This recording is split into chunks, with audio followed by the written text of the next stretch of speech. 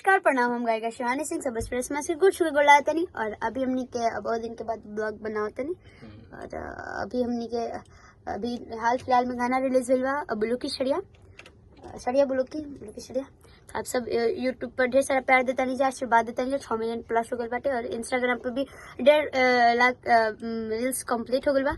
और तो ई बने हमनी के कन्हैया भैया बहुत साल पहले गाना ले है शावरे बलमुआ, तो उन्हीं के गीतकार है नहीं ए जीजा। तो मत बजाओ।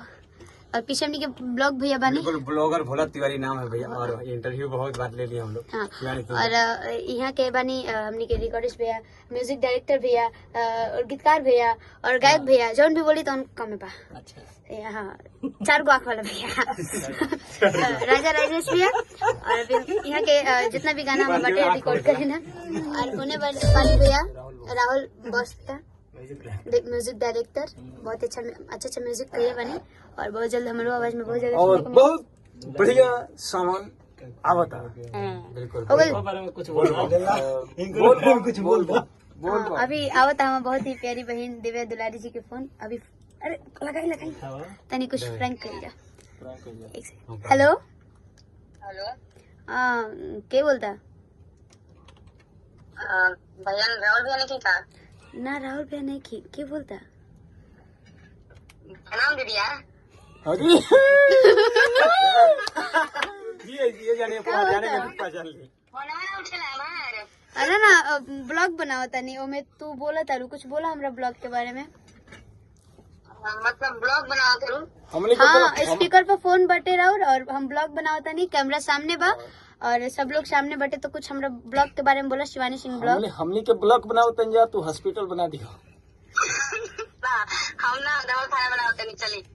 हमनी का हम पूरा सबसे पहले तो पूरा भोजपुरी समाज के पैर छुके मतलब थोड़ा रहते नहीं, और कहते नहीं कि हमारे छोट बहन के हमारे सिस्टर के प्यारी से बहनिया गुड़िया के बहुत ज्यादा से ज्यादा आशीर्वाद दिलो, प्यार दिलो।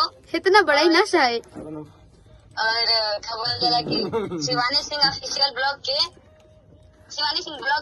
खूब से खूब ज्यादा सपोर्ट करी, प्यार दी, दुलार दी, शेयर करी। और देखिए, और ये रही हमनी के दिव्या दुलारी दीदी, और बहुत ही अच्छा गाना गाइना और बहुत ही अच्छा हनी। और ई हने ना हनी अभी ब्लॉग बनाओ तनी जा हमनी के, और अभी हमनी के बोल हम रिकॉर्ड कर तनी जा। और बहुत जल्द आप सबके बीच में सुने के मेरी शिवानी सिंह ऑफिशियल से बहुत ही प्यारा चैनल से वो गाना कि आप सब 50 मिलियन प्लस करोगे। बिल्कुल बोल, ऐसे कि जो शिवानी की आवाज में तमाम 100 मिलियन बस करो। चढ़िया का लेकर क्या बोलना चाहती है दीदी? ब्लू चढ़िया भी आया फिलहाल में, बहुत तालका मच रहा है, तो क्या बोलना चाहती है? बहुत ही प्यारा सॉन्ग बटे और हमनी के धनु भैया के चैनल से बटे माँ गायत्री रिकॉर्ड से। धनु भैया के बहुत ही प्यारा चैनल बा, तो वो चैनल से बटे बुलू की सड़िया। तो आप सब ढेर सारा प्यार आशीर्वाद दे। हम गए बानी, नया गाना कब आने वाला है दीदी? बहुत जल्द आप सबके बीच में आने वाला गाना। अभी मतलब कि अभी फिलहाल कल नहीं तो परसों रिलीज हुई पावर स्टार मूवी से हमारा पहला गाना, मतलब जीवन के सबसे पहला मूवी के सॉन्ग आवत। तो सावन का कब आने वाला है? बहुत सावन में जी सावन के गाना बहुत प्यारा सॉन्ग आई। रोड़ा सब के बीच में रोड़ा सब सुनम ढेर सारा प्यारा आशीर्वाद दे। हाँ, रिकॉर्ड हो क्या कहला, कौन गाना गाओ तोड़ा? सड़िया बुलुकिया कि सड़िया बुलुकिया धनी और याद नहीं सुपरस्टार। और हमें सुने नहीं, जब तमाम गाना तो सुनते हैं जब बाकी पवन भैया के गाना और शिवानी के सुपर डुपर बम लेखा फाटल बा पूरा। अभी जेने जाते tractor tempo truck e rickshaw भैया हम आवत बस सर ले हर जगह टेम्पू वाला बस यही वाला गाना में बजा रहा है। ऐसे कि कोनो अश्लीलता नहीं है ना, बहुत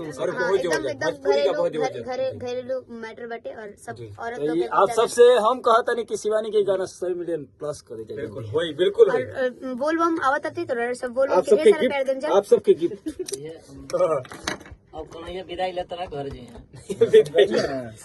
तो आप सब ब्लॉग में तेरे बनल राम जा, बनल मत राम जा। अब ठीक बा, अब अगला ब्लॉग खातिर तैयार राम जा। बहुत जल्द आवता बोलबम, तो सब ढेर सारा प्यार देम जा, आशीर्वाद देम जा गाना पर। ऑफिशियल चाहिए ब्लॉग, ढेर सारे चैनल चाहिए, ढेर सारा प्यार देम जा। और ज्यादा बोल दे रहे बानी तो ओकरा कहते सॉरी। और लेकिन आप कुछ भी सुनते हो कुछ भी बोलते हो। ठीक है, बाय। जय माता दी, हर महादेव।